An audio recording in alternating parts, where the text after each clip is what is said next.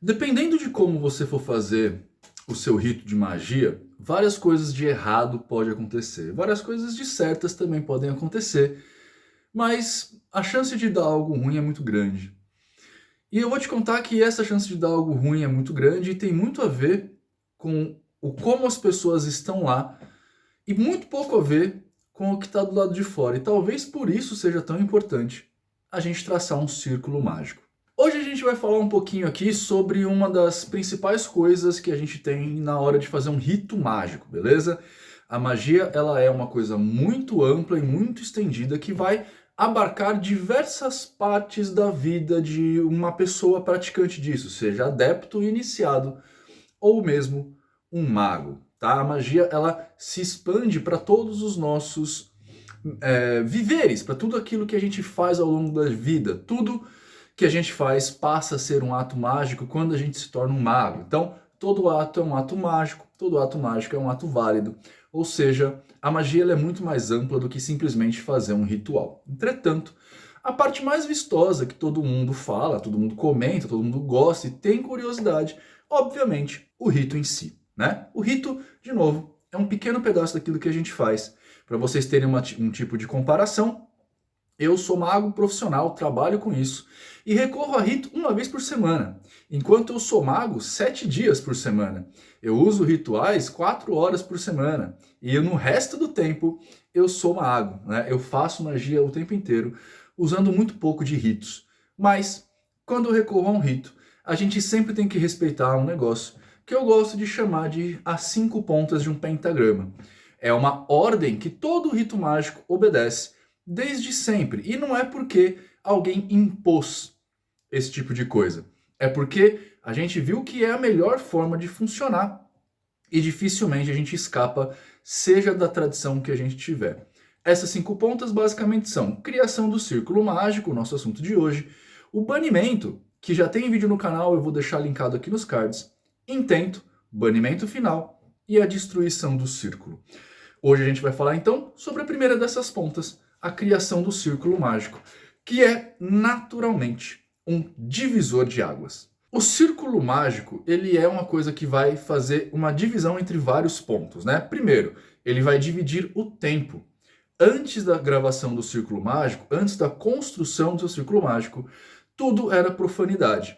Naquele momento em diante, você passará a ser um ser sagrado, um sacerdote, ou algo assim, tá? Eu não gosto muito de usar essas terminologias, porque elas confundem mais do que explicam. Quando eu falo sacerdote, a maioria das pessoas geralmente vai ligar isso a uma questão religiosa, vai acabar ligando mago a uma questão de fazer bem ou fazer mal, essas coisas todas, e não tem nada a ver com isso.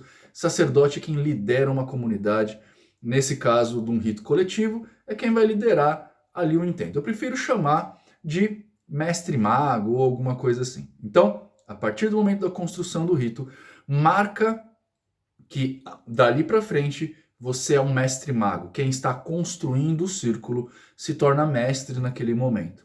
Também faz uma divisão geográfica. Sim, o círculo vai dividir o que é sagrado do que é profano. E isso quer dizer basicamente que o círculo mágico vai dividir o que vai acontecer dentro da magia e o que está fora desse cabedal. Essa diferenciação, essa separação geográfica, ela é importante porque ela cria um gatilho mental na cabeça de todos os que estão participando, não somente do mestre mago, mas de todos os outros também participantes. Tem um exemplo muito legal disso, que talvez seja o exemplo mais corrente, eu vou tentar dar uns 2 ou 3 aqui, para não ser falar uma língua só. Quando a gente está num rito de Umbanda, por exemplo, né, digamos que você é médium de Umbanda, se você for médium, com certeza você vai se reconhecer. Se você não for e tiver um amigo umbandista, pede para ele te levar um dia na gira que você vai ver direitinho o que eu estou falando. Quando você chega lá no seu terreiro, em geral existem algumas coisas a acontecer, né?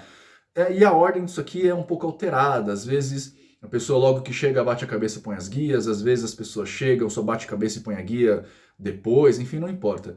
Mas no momento em que o Ogã toca os primeiros acordes e que todo mundo adentra o Campo Santo fazendo aquela corrente mediúnica, né, que vão acontecer as primeiras firmezas, naquele momento é construído o círculo de proteção e nesse momento você vê alterações comportamentais entre os médiums.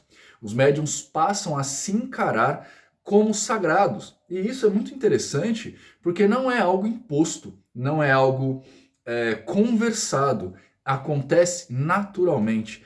Dificilmente os ubandistas religiosos mesmo têm na cabeça deles essa diferenciação, essa teorização da construção do círculo mágico.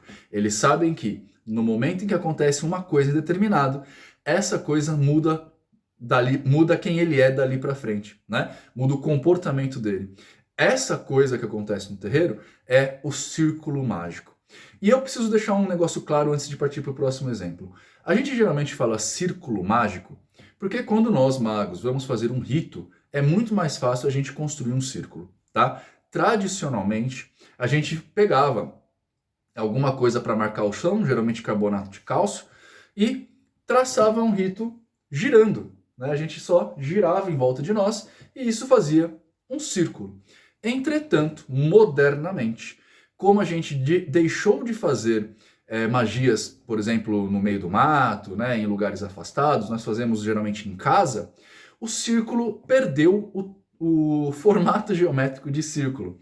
Ele passa a ter um formato qualquer, né? Quando você vai fazer, por exemplo, o RMP, que ele tem no comecinho dele a construção do círculo, você vai traçar nas 4 paredes os pentagramas, depois em cima e embaixo.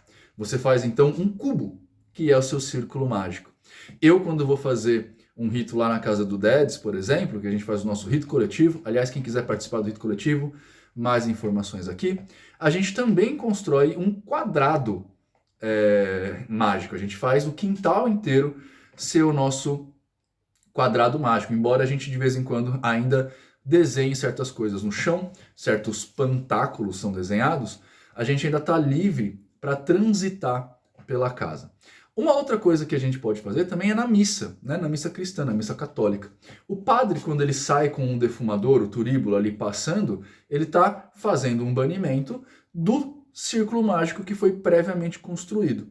No caso da igreja em particular, como o rito ele é constante, o imóvel é feito para aquilo, o círculo mágico não é destruído. Ele começa quando o imóvel é consagrado, sacralizado, né, na reunião, e é mantido pelo sacerdote ao longo do tempo. A gente pode construir e destruir esse círculo, independentemente da nossa vontade, claro. Depende sempre do quão forte você é quanto mago para conseguir manter uma egrégora suficientemente forte para manter as paredes do seu círculo de proteção. Senão, de nada tem valentia, né? Você vai entender isso logo logo, porque eu vou contar para vocês como fazer e como você pode usar isso aí na sua casa. Mas antes disso, eu vou pedir para você já se inscreveu aqui no canal? Ainda não? Então se inscreve. Se você já é inscrito, dá um joinha para nós. E se você quer adentrar esse mundo aqui de conhecimentos místicos e mágicos, saber muito mais, inclusive podendo falar particularmente comigo e com outras pessoas do mundo mágico, torne-se membro aqui do canal. Por R$ 2,99 já vai ter grupo de WhatsApp exclusivo, vai ter canal de Discord exclusivo para a gente debater e um monte de vantagens para você. Além de você estar ajudando o nosso canal a se manter aqui e ter cada vez mais vídeos com temas desse nível. Bom, a grande situação aqui é descobrir tudo sobre o círculo mágico, tá? Eu não vou dar uma história do círculo mágico para você, porque essa história não existe, ela se perdeu no tempo. E como já foi demonstrado, várias tradições adaptam isso de acordo com a sua vontade. A Umbanda, ela faz o círculo mágico dela quando ela firma as trunqueiras ali, né? O caso da Igreja Católica, já falei. As igrejas evangélicas também fazem seus círculos mágicos nas orações iniciais, ali quando está começando o culto. Todas as religiões, todos os itens que vão de alguma forma fazer algum rito mágico utilizam desse círculo mágico, beleza? Como você pode utilizá-lo e para que ele serve aí na sua casa? Além dessas duas primeiras situações que eu falei, que é a divisão do tempo e também a divisão geográfica, você também vai ter uma outra sensação muito legal, que ela depois é completada pelo banimento. Tá? A sensação de proteção do local onde você está. Quando nós vamos fazer um rito mágico, a gente geralmente está com um monte de coisa na cabeça, oriundo do nosso arcabouço de crenças, tá? Se você é um umbandista, você vai estar na sua cabeça, por exemplo, que em qualquer momento você pode ser atacado por um obsessor, por um quiumba, né? O que geralmente chamam na Umbanda.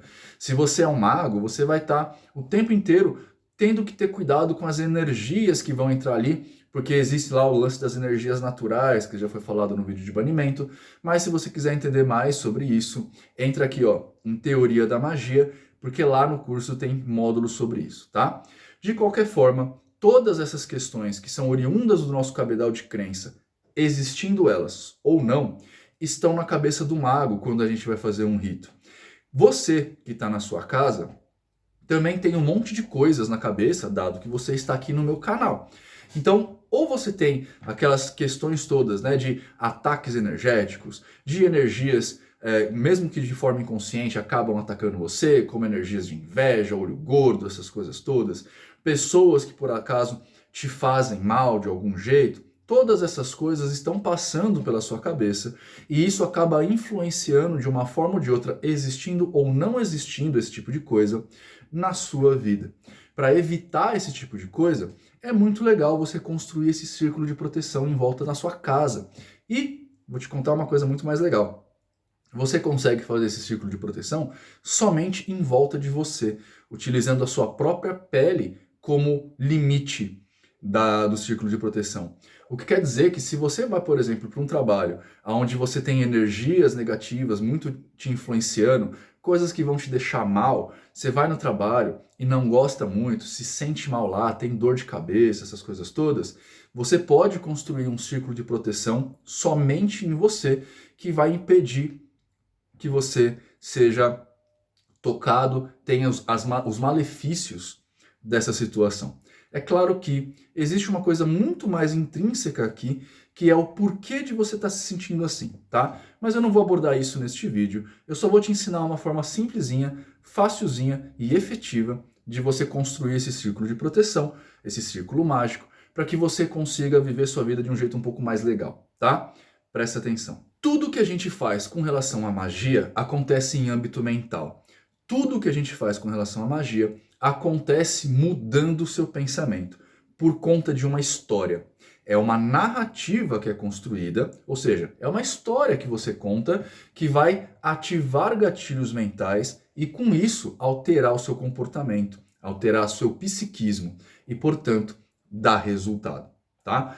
O que isso quer dizer basicamente é que o rito que você vai criar para fazer um banimento e para fazer um círculo mágico, no caso aqui, ele é exclusivamente seu. Não existem ritos mais antigos que são mais fortes do que os ritos que você vai fazer agora. Entretanto, em geral, nós somos muito dissuadidos pelos ritos mais antigos. A gente gosta de ouvir essas coisas mais antigas por questões de tradição. O ser humano ele é um ser naturalmente posto a tradições porque isso exige menos mentalismo nosso. A gente precisa pensar menos quando a gente tem uma tradição a qual seguir. Isso tem suas vantagens, tem suas desvantagens. Mas aqui pra gente, para colocar na sua cabecinha, eu só quero falar que você pode sim usar um rito de construção de círculo antigo ou criar um novo, que tudo vai dar na mesma, desde que você se deixe levar pela narrativa que está rolando ali. Se você vai usar uma narrativa que é muito diferente do seu cabedal de crenças, como por exemplo, eu, ateu, usar uma narrativa que vai colocar o nome de Adonai como principal figura, talvez eu me sinta desconfortável e talvez eu não crie a relação necessária com a narrativa que está sendo contada ali. Logo, o efeito final vai ser nulo, então não vai resolver de nada. Eu preciso usar uma narrativa que me faça sentido. Então, a primeira coisa que você vai fazer é buscar no seu próprio cabedal de crença aquilo que representa para você segurança. Eu, por exemplo, tenho uma coisa que significa segurança para mim acima de qualquer outra coisa, que é a minha arrogância. Eu sou tão arrogante que eu não admito ser atacado. Não que eu não admite para os outros, quando acontece alguma coisa, inclusive eu busco ajuda, mas eu não acredito que eu seria atacado, que eu conseguiria ser atacado por alguém, porque eu sou arrogante. Então, quando eu vou fazer meu círculo mágico, eu me prendo nessa arrogância. Isso daqui me protege. Então, dentro desse campo onde eu estou, nada vai acontecer que eu não queira, porque eu sou pica. Logo, nada aqui vai acontecer sem a minha aquiescência. Essa é a narrativa que eu uso. O importante não é se eu sou realmente pica ou se sinto-me arrogante. O importante é que, nesse momento, uma chave mental é mudada em mim e eu me sinto seguro. Esse sentir-se seguro é a ferramenta por trás do círculo mágico. Então digamos que você é cristão, né? Você tem um ranço cristão ainda na sua cabeça. E aqui você precisa ser honesto o suficiente para identificar isso, beleza?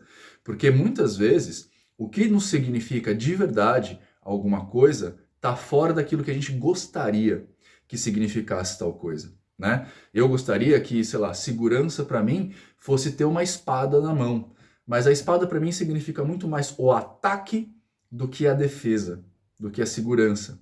E o escudo para mim significa muito mais um atrapalho do que segurança. Então essas ferramentas, por mais que eu gostaria muito de ser uma espada e um escudo, não funcionam para mim. Entende? Então você tem que ser honesto o suficiente para dentro de você ir buscar o que te representa segurança. O que te representa segurança? De repente é a figura do seu pai, da sua mãe, de repente é seu cachorro, não sei. Mas você precisa identificar isso. No momento que você identificar esta figura de segurança, você vai contar uma história aonde essa figura de segurança vai guardar o perímetro. Então, digamos que seja seu cachorro. Você vai fazer um perímetro de segurança, um círculo, uma esfera em volta de você. Na sua mente, você vai fechar seu olhinho, entrar no que a gente chama de gnose, e novamente, gnose está explicando direitinho lá no Teoria da Magia como entrar, tá? Entra em gnose, ali com seu olhinho fechado, e na sua cabeça você vai fazer a visualização de você e essa esfera. E essa esfera vai ser vigiada pelo seu cachorro. Você pode fazer o cachorro ficar rodando essa esfera. E aqui novamente, enquanto você conseguir manter essa ideia na sua cabeça, você vai estar protegido. Você vai ativar com a gnose. Então, entrei em gnose, criei o espaço, né? Criei toda a situação. Beleza, você ativou o seu círculo mágico. Toda vez que você se sentir mal ao longo desse tempo, do dia, por exemplo, você só lembra disso de novo. Lembra e, novamente, sinta-se seguro. Nesse momento, você vai estar fazendo a sua segurança e o seu círculo mágico vai estar funcionando. E aí, o que você acha disso? Você gostou dessa história? Você conseguiu fazer em algum momento isso? Você vai tentar fazer? Eu quero saber o que você pensa a respeito disso. Coloca aqui embaixo no campo de comentários para eu saber o que você está pensando e de repente fazer um vídeo 2, quem sabe, né? Se você gostou muito do vídeo de hoje, se inscreve no canal, clica em joinha.